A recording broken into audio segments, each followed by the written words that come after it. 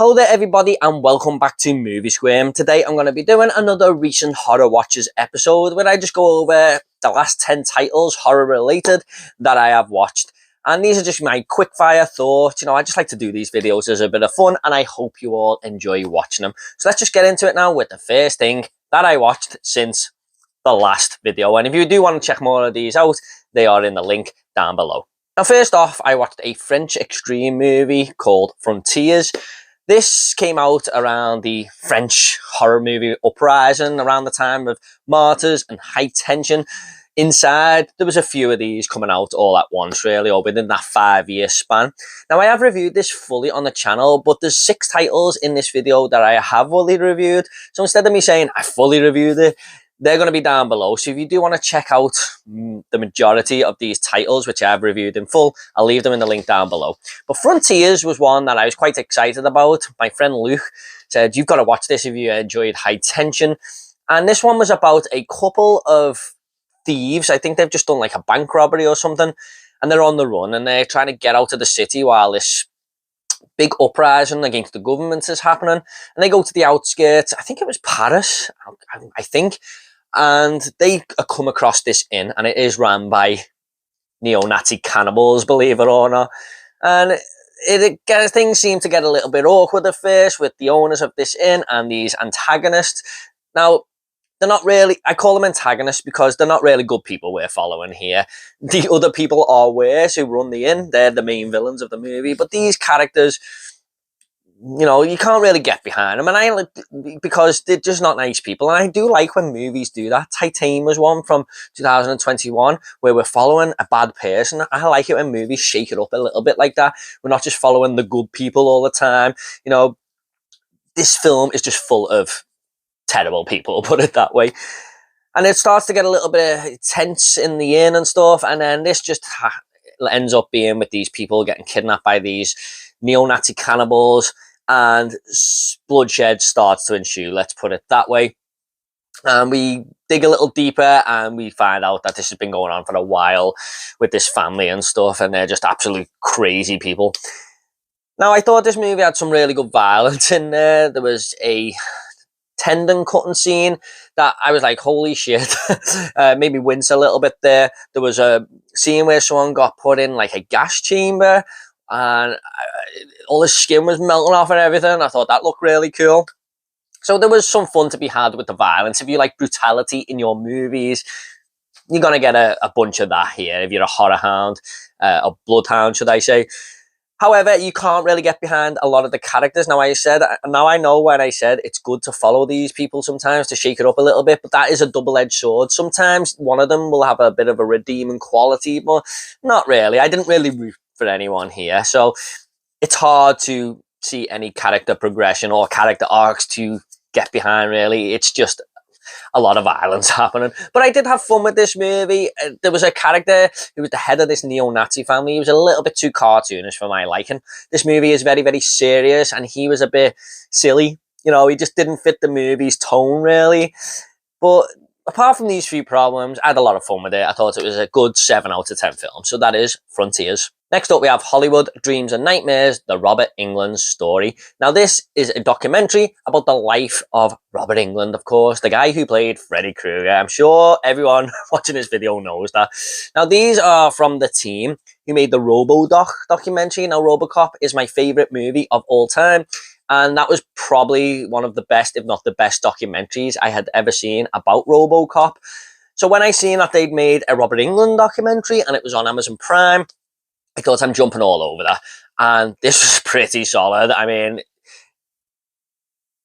it was just quite perfect for what it was doing.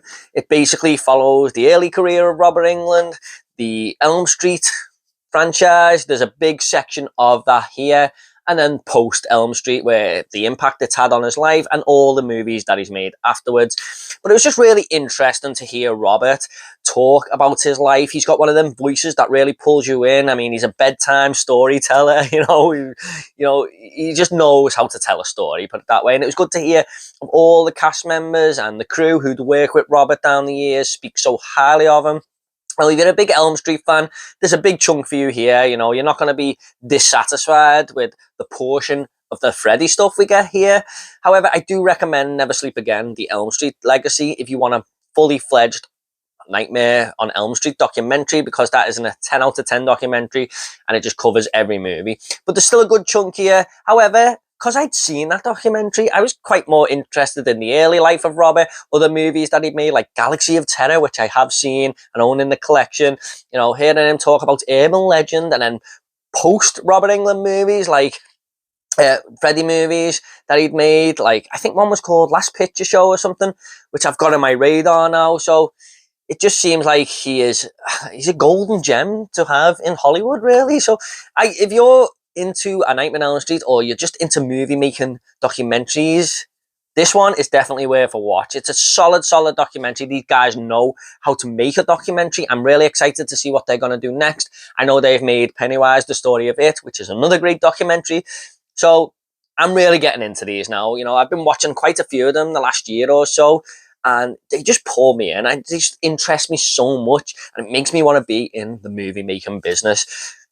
So this one is highly recommended. So that is Hollywood Dreams and Nightmares, the Robert Englund story. Next up, we have Lover's Lane. Now, I didn't realise this was actually a Valentine's Day horror movie, and it's not the only Valentine's Day horror movie I'm going to be talking about in this video, by the way.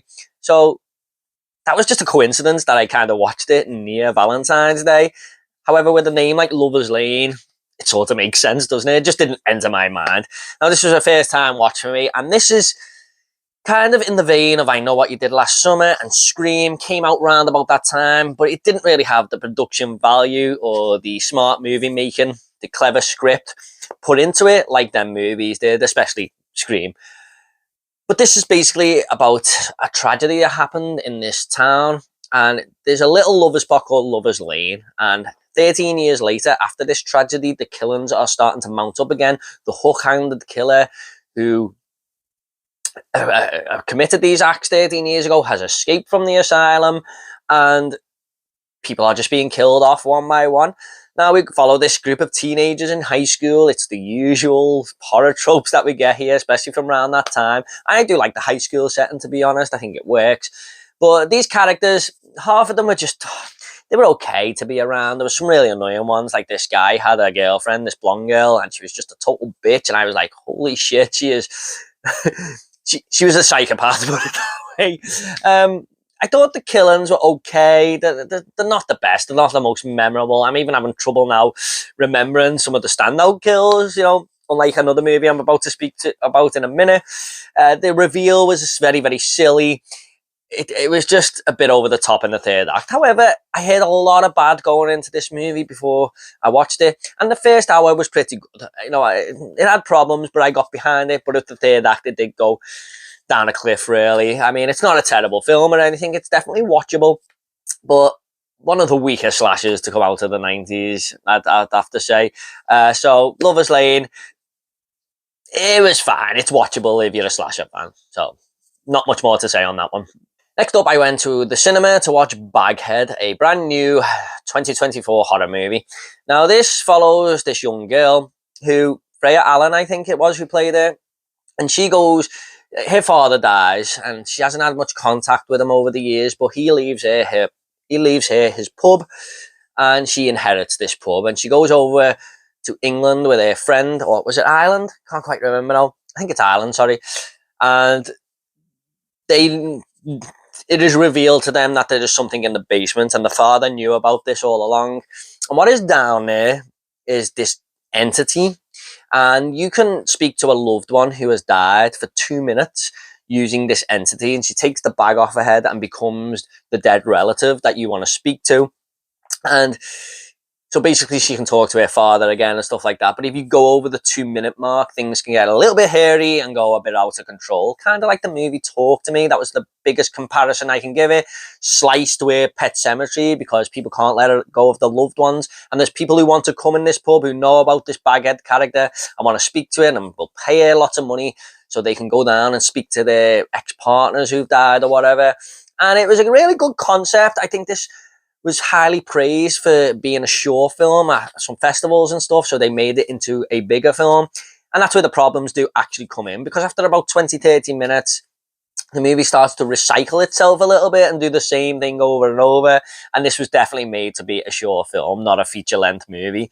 I started to lose interest, and the movie is just never scary. It goes for a lot of jump scares, but they're terrible jump scares. And I knew going in by the trailer that it was going to do this, because the trailer hinted heavily at lots of jump scares and sound effects, and they are them type of jump scares where the sound effect is trying to get you out your seat, and it just didn't work.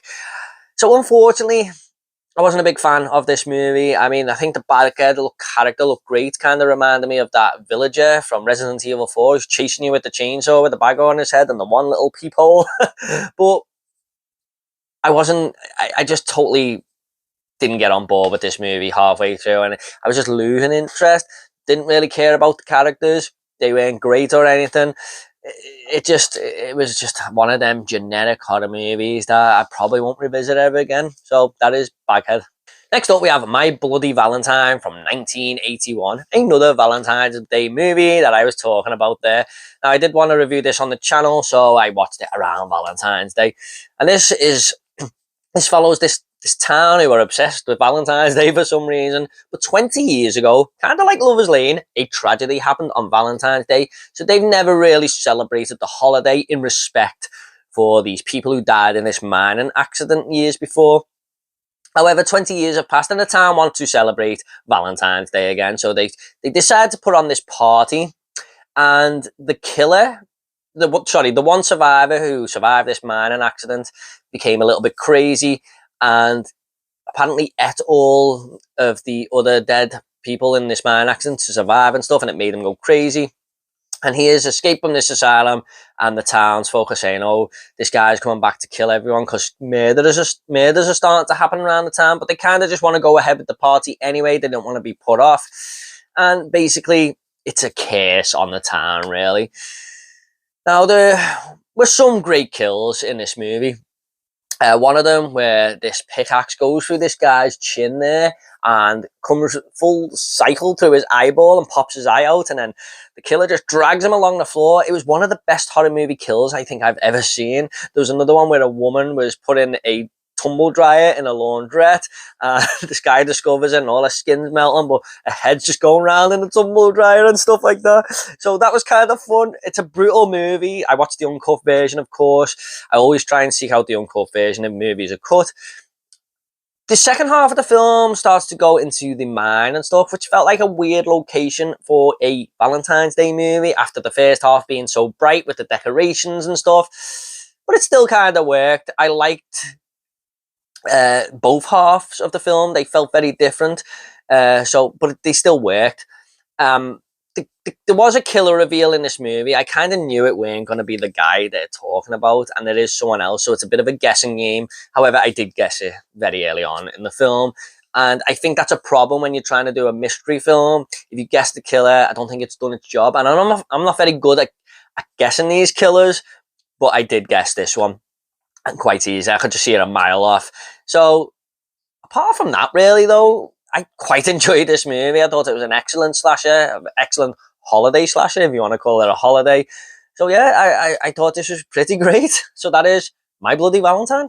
Now, sometimes I like to include adjacent or semi-horror movies in these lists just to give me a chance to talk about these movies. And this one is a horror comedy that leans more into the comedy, but that is The Burbs from 1989. Now, this is one of my favourite movies of all time, and I wanted to revisit it for its 35th anniversary, which was on the 17th of February. It was released in the US. So, now I just wanted to watch it again. It had been a couple of years, even though I know every word of the script. It still had been a couple of years that I'd watched it, but this was a firm favourite as a kid of mine. I just loved this movie.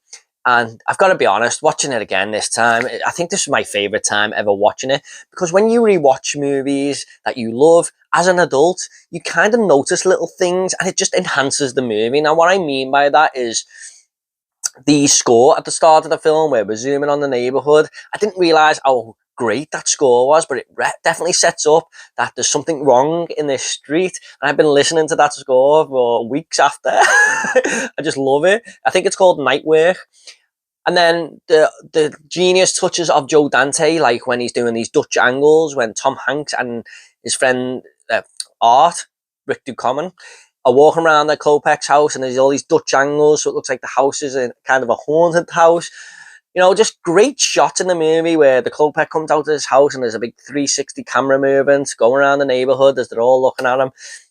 I just noticed these great little touches this time around. But this is basically Tom Hanks, who believes that these people who've moved in next door, the Klopeks, are actually murderers. And they're very mysterious. They keep to themselves, and it's up to him and his friends to discover what is really going on in this house. So it's a really fun movie, The Neighbours, where Tom Hanks lives. They're all crackpots. It's a great bunch of characters that live in this road. They've all got different personalities. They all stand out on their own. No one is just like there. You know, they all serve a purpose.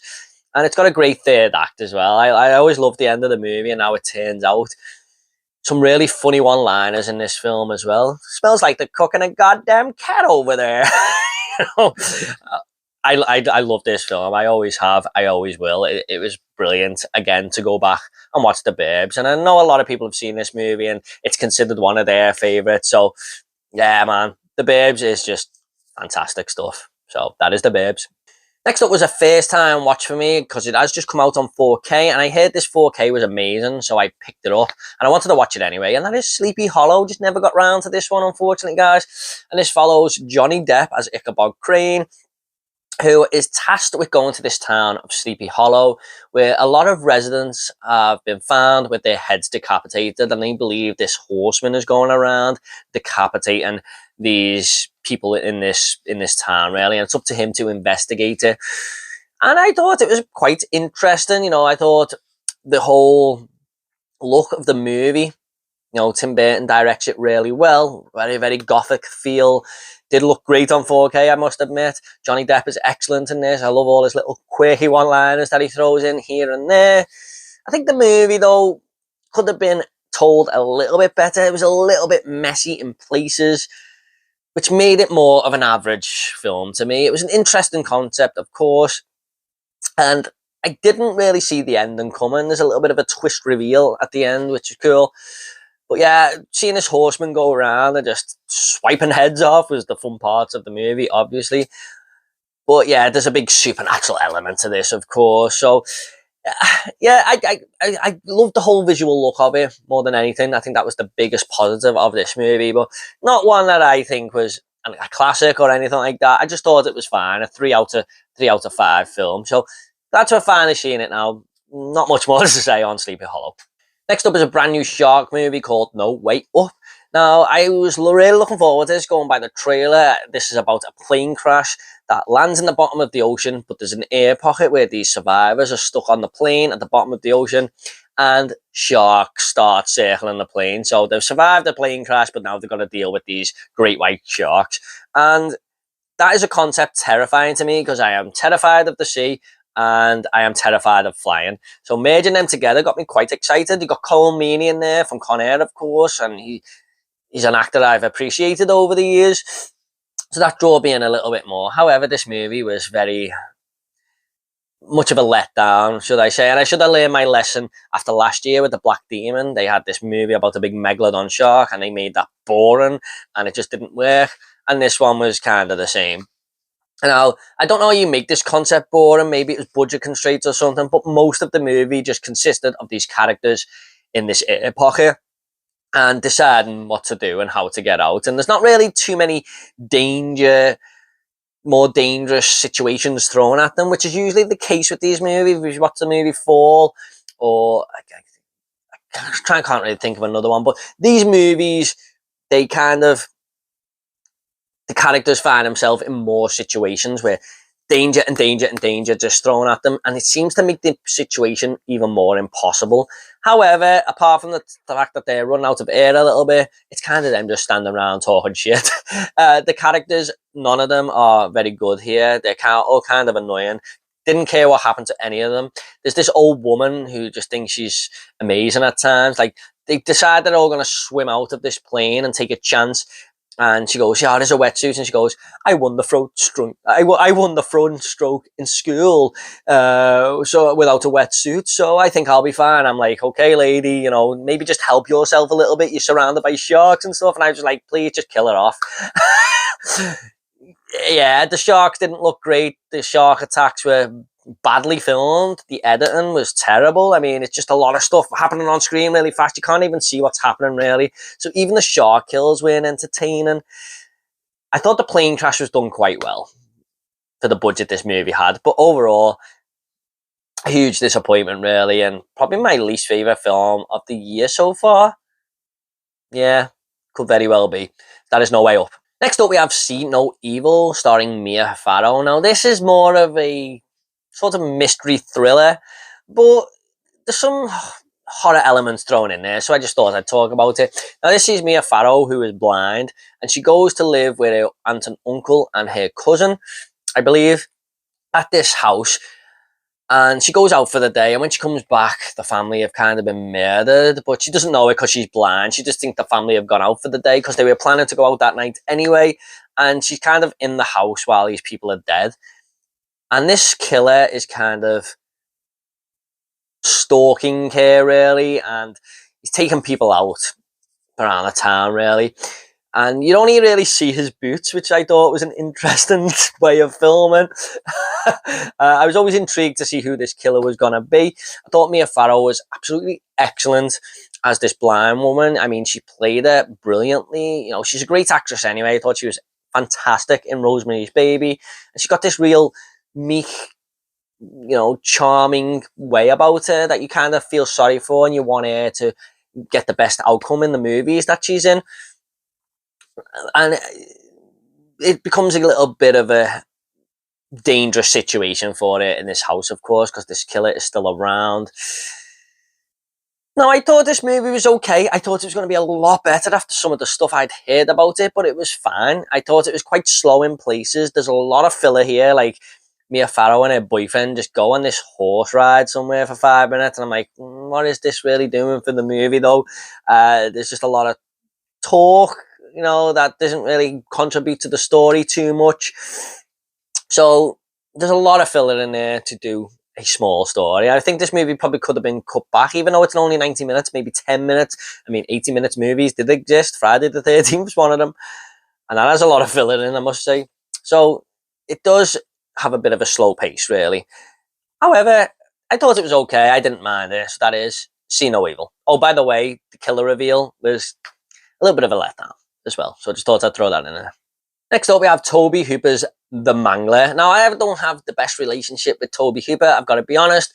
The Texas Chainsaw Massacre is my favourite horror movie of all time. It's quite a masterpiece. It's probably in my top 20 movies of all time, but it is my favourite horror movie of all time. However, everything else that I've seen by him just doesn't quite hit with me, and I was starting to think, was that just a fluke? That Texas Chainsaw Massacre he made, because The Funhouse is a really bad movie in my opinion. I'm not a fan of the Texas Chainsaw Massacre 2. Eaten Alive wasn't very good either, just my opinion, guys. I'm not really the biggest fan of Poltergeist. I think it's a very average movie. Man, I gotta be honest, that The Mangler is probably my second favourite film by Toby Hooper now that I've seen. Still gotta check out Life Force, which I do have in the collection. I'm gonna check that out very soon. It was actually a toss-up between Life Force and The Mangler, but I went with The Mangler, especially after watching that Robert Englund documentary. And Robert Englund runs this laundry service, or this laundry works, called the Blue Ribbon Laundry Service, I think. And he's got this massive machine that pulls materials in. It's kind of like a pinch roller. However, a lot of people are starting to have accidents on this machine. It's the most dangerous looking machine I've ever seen in a movie from my memory. And people are getting their fingers cut off and stuff. It's like this machine has tasted blood and it wants more of it. And there's a death at the start of this movie. I'm going to be honest, guys. I think it's in my top 10 horror movie deaths of all time now. After seeing it, this woman is pulled into the roller and she just mangled, like the movie suggests, into these little bits. And oh my God, I felt so bad for this old woman who's pulled in. She's just broken into little pieces, really, and you see the aftermath of it and you're like, holy shit. So this machine is very, very dangerous. If this was today's standard, this factory would be shut down, no question about it.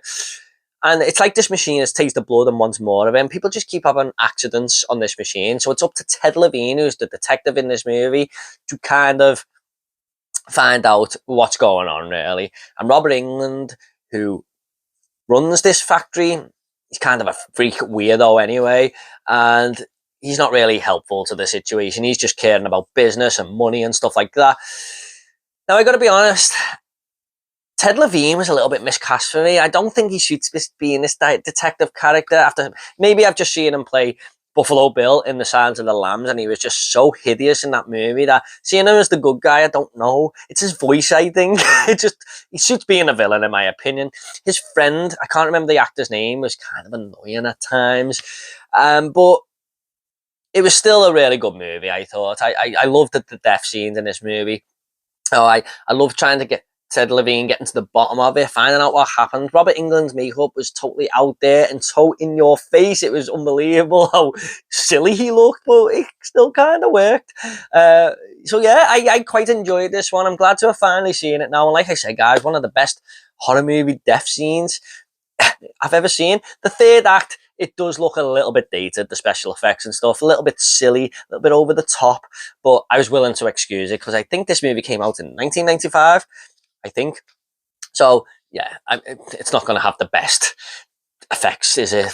Especially with this movie not being massively budgetized, kind of like Terminator 2 or anything.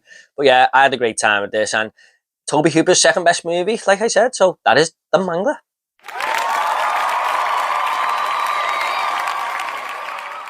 Okay, guys, my pick of the bunch. Now, if this was a new release I was talking about, I'd probably go with the Robert Englund documentary. I think it only came out last year, but I'm going to go with The Burbs. I mean, this is one of my favourite movies of all time.